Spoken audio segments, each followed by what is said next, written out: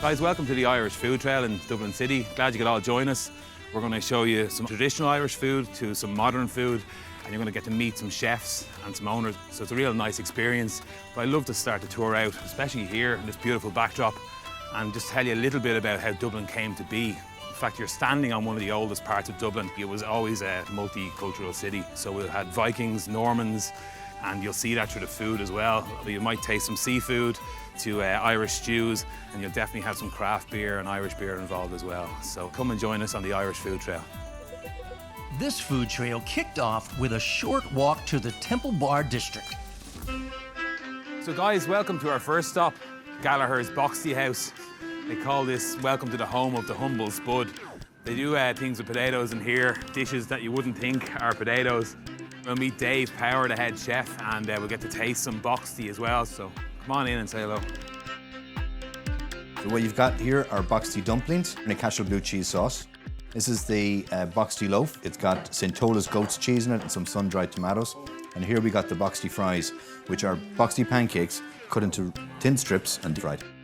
Chef Gallagher demonstrated the art of making boxty, a simple combination of grated and mashed potatoes, flour and milk, which is then fried, as well as the proper method of opening an oyster. So we just need to run our knife under there. There's a very little tiny muscle that connects it to the shell. And that's our oyster done, okay? Our first stop finished off with some Irish caviar and a shot of locally produced vodka. Got our own little word for cheers, which is sláinte. So if you have your vodka there, we'll do a bit of sláinte. Sláinte. On to the next stop, across the historic Halfpenny Bridge and the River Liffey to the winding stair and the woolen mills. So what we're going to do first is we're extremely famous for our chowder.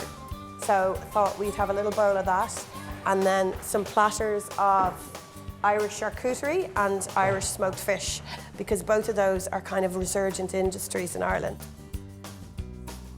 The offerings were paired with a variety of Irish craft ciders and beers. I'm sommelier, but we're also trained, of course, in the arts of cider, beer, and spirits and things like that.